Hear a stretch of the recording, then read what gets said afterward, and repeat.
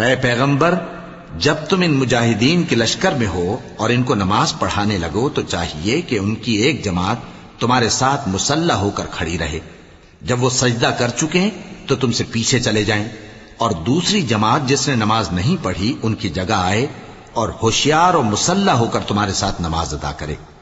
کافر تو چاہتے ہی ہیں کہ تم ذرا اپنے ہتھیاروں اور سامان سے غافل ہو جاؤ کہ تم پر یکبارگی حملہ کر دیں، اور اگر تم بارش کے سبب تکلیف میں ہو یا بیمار ہو تو تم پر کچھ گناہ نہیں کہ ہتھیار اتار رکھو، مگر اپنا بچاؤ ضرور کر رکھو۔